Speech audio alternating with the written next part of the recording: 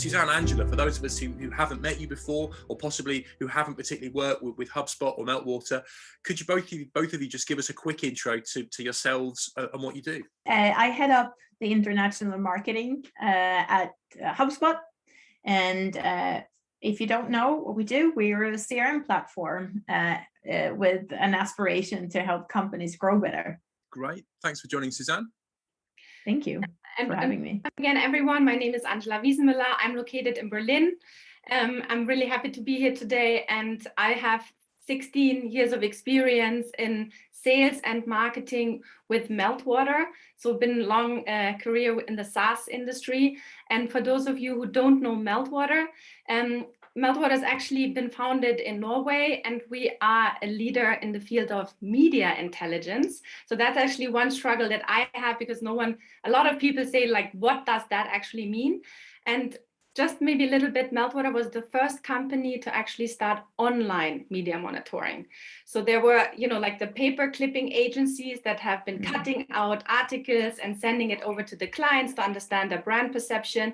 And we have been innovating and digitizing that process and really starting just with digital media intelligence and now social media intelligence for the last 10 years. Angela, I remember when we had clipping books in the reception. Yeah. Yeah, and yeah, I mean, I've been in this business for also like more than 20 years, and like that was a big thing. That was a big thing. That was a big thing. Those clipping books. And the biggest thing is that there are still so many companies, especially in Germany, that still leave paper clippings, which wouldn't believe. But if we're talking about data and insights. I think that digital transformation that we've been going through during the last 2 years, that has been accelerated. I mean, it has still not really arrived in all companies. So that's a real tangible example, isn't it, of the sort of thing that Urban was asking Peter about it's always been done that way. Yeah, you might have your newfangled data and ways of doing things, but no, in our industry, we do it this way because it's always been that way. Is that sort of thing, are changes like that hard to bring about? I think you can't avoid the change right now. The customer expectations are changing rapidly, and it's about delivering like the friction-free, smoothest possible journey for your clients and for your potential clients. And in order to do that, you need to have your customer at the center of the attention. Not the data. The data is important for that, but you have to have the customer at the center and at the heart of everything you do. Let me ask you both about something that runs through all the conversations we have these days. We've spoken a lot about speed and about change already, and of course, let's be frank. The last 18 months of everyone's lives has seen a lot of changes in our behaviour and our expectations of how we interact digitally. What's your view on those changes? And do you think any of the changes we've seen in customer expectations are going to stick with us now for the longer term, or have they just been a bit of a blip for the last year or so? We just need to look at ourselves, right? In terms of traveling, we had to start exploring the near locations around in your own country. Then I think in terms of for the pharmaceutical companies, like I have also been like talking with doctors for the first time over Zoom or even on the phone to get like insights. And I think also in this telemedicine area, there's been a lot of changes that I think are convenient. And that's the thing. A lot of things have changed that are convenient for the customers, buying online, getting things faster online, or just not needing to go, to the doctor directly or whatever it is. Also in terms of, I think remote working from home. So there are a lot of things that have been changing that because they are convenient, people want to stay with them.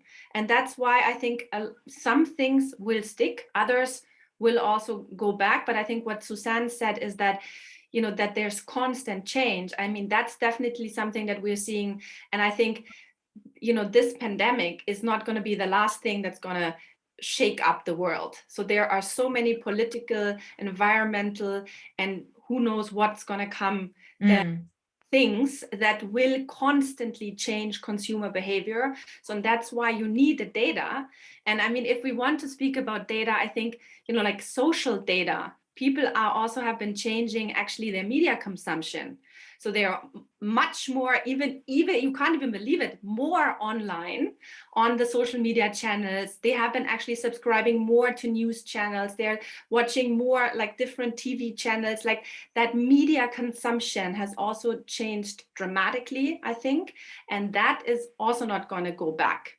And so I think there is, a huge pool of data available for us, that social media data, that from my experience with speaking to a lot of clients, it has also not arrived yet. Well, we can actually get that data and get more insights about the behavior of our customers. So, but I'm talking too much here, Clive, but this is, those my thoughts. No, that's why you're here. Thank you so much. Susanne, what do you think? The last 18 months of the way life has changed for people, are provoked habits that are going to stick with us? Yes, definitely. And I think Peter talked a lot about delighting, and I think the delightment is not an added value anymore. It's the core foundation. It has to be the core foundation of how you interact with your customers and your clients and potential customers as well. I think it's, consumers today and the consumerization shift in B2B also is increasing the pressure on friction-free experiences, from the first time you come to a website, to the first time you talk to a salesperson, to the first time you talk to someone in a services function, and how you experience the product. Like, we expect it to be friction-free. We expect it to be smooth processes. And if a company during the pandemic made a shift to to a digital experience, and you find that much better maybe than the experience you had prior to that, you don't expect that experience to go away. And I think also consumers are demanding this and are more willing to shift suppliers today, and like the buying decisions will be so much more in the hands of the buyer than in the hands of the seller. So there's a huge paradigm over the past that's just been accelerated by the situation we live in the world. You've sort of led me, Susanne, there to something else I was going to ask you about. That the idea that the products, we're in various different sectors here within EDF, the product or service that we're selling may be a high quality product or service, but we keep hearing about this mention of delight and customer experience. Are you saying that the experience of buying something and the product itself, it sounds like they're sort of merging, and the experience is becoming the product? Yeah, I 100% agree. I don't think your product is and your product feature, like Angela said, like it's who really cares about the feature anyways, like most products do the same thing anyway. It's the experience of the product and the company and the brand that is the important thing. And I mean, at HubSpot, we usually say that we need to deliver an experience that is 10 times better than our competition. Right. And like with that in mind, the role of data and analytics is like increasing, of course, as an effect. And I fundamentally believe, and I think we talked about this the last time we had a session with your folks as well, is like it's all about the experience, and the companies that are enabling or disrupting an experience will be the leaders, not the one that, not the company that comes up with the new technology. It's not about that. Angela, what's your take on this, the relationship between product and experience, and whether or not they're the same thing? I fully agree with Susanne. And I think that what we can also see for a lot of B2B companies and also B2C, it's really about the brand. So as you can compare or maybe also interchange specific products, it is about that relationship that the client has with the brand, maybe also the social media presence, the marketing, everything that they are able to get in that digital customer journey. And also once they are clients, it's like, if they have anything that they want to express on social media, how fast is the brand to reply to that? Do they feel that they're being taken care by that brand? And that is, so I fully agree with Susanne, the differentiation factor. And there's also a lot of data actually on that. The quicker you respond and the more you engage actually with your customers on the channels that they are active on, that is a big differentiation factor. And that will also keep clients to stay with you, although there might be even a vendor that has like an additional feature, but you have that better experience with the other company. Let me ask you both a slightly more technical question now, because a lot of us listening to this are very much buying into the ideas, the emphases that are being offered here, and we're 100% on board. But then we turn back to our own companies, our own colleagues, and we see a multitude of different systems. There's different areas of data, there's different silos. We think we want to make some progress here, but where do we start? This is looking a bit unwieldy, a bit complicated. And we hear people talk about centralizing data in order to make sense of it. Can you give us some insight into how you see that challenge? I don't know which one of you wants to start on that one. I think data centralization is key. And take a real life example. If you call into a company asking for support on a specific product, you don't want to constantly repeat your issue and your name and your customer customer ID in every conversation you have. And as you get pushed forward or deeper down into an organization, you want to make sure that everyone understands you as a customer. And I think one of the challenges we've seen during the pandemic is that the digitalization really people started like cobbling together all sorts of different digital solutions and really not for the benefit of the customer, not having a centralized view or a repository or insight around and wrapping that customer effectively. And I think that's one of the challenges and risks. And so to me, I think centralization of data and data insights around the customer is really, really important.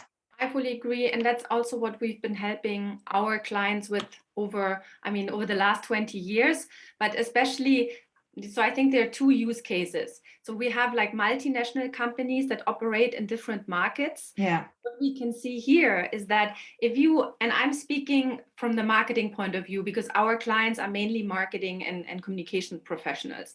So if you are operating in several markets and you have then technology that is different in all the different markets, and you have these silos, Clive, that you've been talking around, then it becomes an extremely painful process to actually monitor the performance, as Peter said, of any digital campaign, because you're comparing apples with oranges and whatnot, and you cannot get like the real insights out of it. So actually centralizing data, not just within the company, but also across markets, to actually compare, also to benchmark with the competition, because you're not just alone operating in this universe. You need to also benchmark your performance with your key competitors. Also have a look at the ones that are disrupting the market, that are suddenly there and you've never thought about them.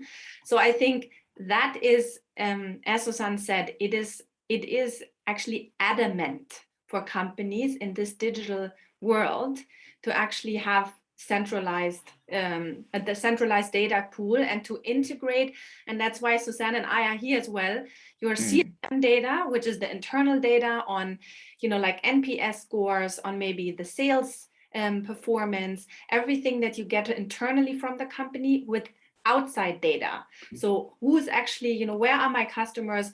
How are they behaving? What are they talking on review sites? Is it positive? Is it negative? What's the sentiment? So there's a lot of data around that you then can find outside your company's walls, which is then that social data, for example, that if you combine that with your internal data, you can actually inform your decisions, your company decisions, almost in real time. So how do we make a start on this then? If we hear what you're saying and we recognize the value, but we need to actually make some changes. We need to move towards a centralized data way of operating. And I might look to Peter soon and get his view on this as well. But I'm just wondering, Angela and Susanne, how do we make a start on moving in the right direction in terms of centralized data? I mean, if I can go first, I think the first thing, depending also on the survey that you did in the middle, in which bucket are you? Are you starting, or are you already a little bit more advanced? If you're starting, I would then first think about, how can I implement a digital marketing strategy? What do I need for that? What are my goals? You always need to think, I don't think you need just an amazing amount of data. You first need to understand maybe 3 things. What is my goal? What do I want to achieve within the next year? Based on that, you will then determine which data you will need. Understanding the client, understanding the customer journey, that is a use case that we help our clients with, because we can actually monitor what they are talking about, the brand, about competition, about products, whatnot. That data can be through an API fed into a BI tool or into whatever system that companies have, and can be combined with the CRM data that, for example, HubSpot offers. And that gives you a holistic picture of the customer journey and where you might need to actually, work on to have a better customer experience. Okay, Susanne, what are your thoughts? And then I'm sure Peter has opinions on this as well. So I might ask Peter to chip in after Susanne. The data will not be better than the input you give to the system you have, right? So I think the key thing is understand your customer and look at your data points and collect that into action points. I think it's very easy to end up with a set of large data points and you don't know what your first action is. And I think it's centralize it and start small and test it out and expand from there versus trying to figure it all out at once. But I think, as Angela says as well, what are you actually trying to achieve? If you don't identify that, you'll never know if you're successful or not. What is the overarching goal that we have here, and how do we get there? And all other things are just steps along the way. I can see Peter nodding frantically there. Peter, just to briefly get your opinion on this matter of where do we start with data centralization? What's your thought? Well, the first thing I want to say is I completely agree with Angela and Susanne. Understanding what your goal is, and then understanding how you're going to measure your goal. Because all we have to have goals, but how do you know you've achieved those goals? So immediately you start thinking about what data you need to collect to measure those metrics. Centralization of data is something I've spent almost a career doing, whether it's for operations or whether it's for customer and digital marketing. And I think that what Angela and Susan are talking about is very much on that side of the journey. It's very much on the marketing side. And I'll be very honest here, I do feel that the CMOs often enough don't come and talk to me or my equivalents early enough in their project to say, this is what we're trying to do. And then I can start saying, well, this is the sort of data you might want to need, and this is the sort of data you might want to bring back, and then get IT colleagues involved and saying, well, what technologies are we going to do this? How's this going to work? I'll give you one big example. It's not as easy as often as an API. Our customer data in legal in general across the group was in mainframes, DB2s. You cannot stick an API easily around a DB2, particularly when they're looked after by a third party. You have to go and ask them nicely. Their change process might be 9 months to actually get access to that data. You might need to bring it into another environment and then stick the API on that environment.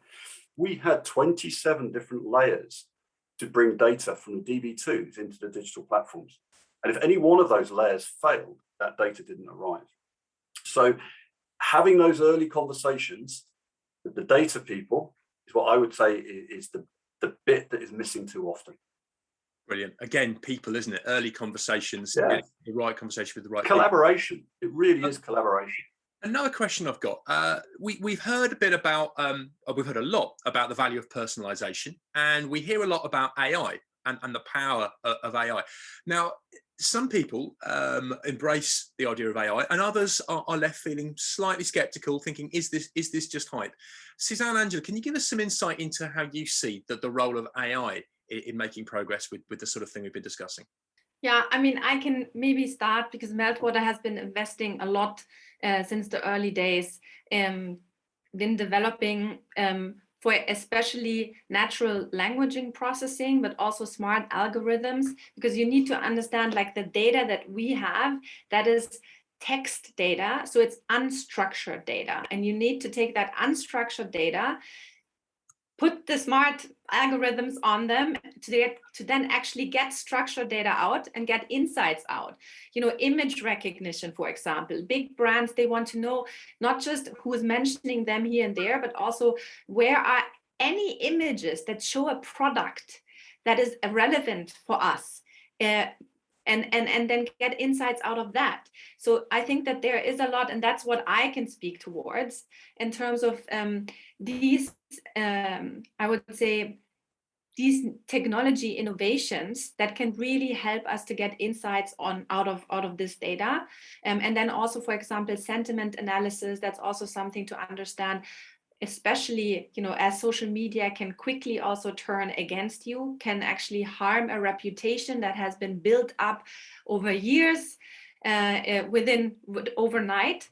So to also be able to detect through smart alerts and on all of these things that there's a real-time sort of communication happening for big companies. I think that is essential, and that is definitely something where we should benefit from AI and new technology. Susanne, the focus on AI in this conversation, is it deserved? To a certain extent, yes, but I feel like we need to demystify what AI is doing. I think it's a way to help enrich data and to sort of automate certain processes. I don't think AI is a way to replace anything or to completely rip out something, but I definitely think it's a way to enrich current processes, ensure that you have more effective chatbots is a great example where I think AI comes in, and I fundamentally believe that the companies that are able to sort of balance the human touch with the automatic approach and the AI are the winners here, because I don't think one will completely replace the other. So I think there's a myth around that it's going to be like the smarter brain or work faster than you and it's going to replace you completely. But it's a way to do things faster and to probably build in some automation into current processes. I'm glad you mentioned that. It does feel sometimes with AI like there are myths and misunderstandings. Yeah. Dealing with those and getting a clear idea of how it can help us sounds useful. We're coming towards the end of our time. We've got a few more minutes left with Susanne and Angela, but do pitch in with any questions that you may have for them. Something I'm really wanting to ask is, we've had a lot of really good aspirational stuff here about the way that things should be done and the way that things could be done. Are there any examples you can give us, whether it's an industry example or even a specific company or product where you've looked at it and you've thought, yeah, the folks running this have clearly got it right? Is there anyone you can mention that we can look to? Obviously, you can't be a Swede in a setting like this and not mention Spotify. And I think they're the absolute best at providing a real personalized experience, and just mind-blowing how they started with it so early. And it's now you almost expect them to understand your mood when you wake up in the morning. You go into your to your account and there's a good morning song or something that is really specifically targeting your mood. It's almost scary, but I'd say I really admire Spotify for what they are doing. Of course, it's different. We mentioned personalization earlier, and the point I like that you've made there is it's become an expectation now, hasn't it? The first time, so much, that was one thing, but now it's something you almost take for granted. You expect, and I think as consumers, we expect companies to know us better now than we maybe did before. So, and that's also been accelerated. I think Netflix is also another company that has sort of pushed us in that direction. You want them to propose and give you examples of things that you have liked in the past, or it's like building that intelligence and insight around your customer that they're doing very, very, very well, and we can learn a lot from that. Okay, so Spotify and Netflix, two real high-profile, accessible examples we can look to. Definitely. Any examples you have there of a company, maybe even a non-tech company, of people who you think are doing it well? Yeah, I have to say it's also about the customer experience and more B2C. And maybe as a lot of you, we've been ordering a lot of food, obviously, for the last 2 years. And I have to say they're really, like some regional, I think, delivery services that have come up with like great ideas about, like offers, but also in terms of, like website chat. And also if you have any challenges, how quickly people can help you, that you can track, where the food is going on, where the food is actually on the delivery place and all of that. So there is so much transparency in the process that I think that actually creates trust. And that's something that I think other companies can also learn from. I think that whole food delivery sector, they have definitely done, a big step ahead in the last 2 years. That's a really nice mention you've given there to transparency. We think of data in terms of informing our commercial decisions, but using that data to then shine it back to the customer and give them transparency, give them insight. I really like the fact you've mentioned that, Angela. We need to move on fairly soon, but I want to quickly accommodate one more question, and I might ask if we can deal with this one fairly briefly, but I think it's possibly an important question. Stuart McInnes of AstraZeneca is asking, do you think the new interpretation of GDPR with the transfer impact assessment requirements will affect what you're doing in analytics? Susanne, any input on that, on GDPR? I think it has impact, and you have to be really sure that you have the consent and the approval to communicate with your customers. I think it's for the good. Cool. I think it's for the good. Good thing, right? I actually agree. You think in terms of making sure you've got that, making expressly sure that you've got consent, you've got permission, that this is happening in a healthy way? I mean, it's pushing companies to improve. Yeah. And we've been going through this painful process, I think, across Europe. And we can also see that other countries are now moving, coming behind us. And I think this is not the last change that we will do in terms of privacy laws. No. So I think there's going to be more and more that's going to come towards marketers. So that's why it's even more important than to actually know the customer, because you need to be relevant and you need to be out there and on the channels, because the way that you will be able to do marketing might be, more and more restricted in a way. The thing I like about the examples that you gave us a few minutes ago is there examples where, because I as a customer can feel some benefit from your handling of data, I feel more able to give my consent, because I think, well, yeah, this is enabling them by cooperating as a customer. Absolutely. We can see good things happen. It's less intimidating. Yeah, and if the communication is relevant to you, your preference probably is not to turn it off, right? Absolutely. So, right, Susanne, Angela, thank you. I feel I've learned a lot in the last 25 minutes. I feel a little bit less scared of what's going on, and a little bit more encouraged that these changes need to happen, taking a little bit more of a sophisticated approach with colleagues, with clients, with suppliers, is all part of what we need to do. Thank you both so much.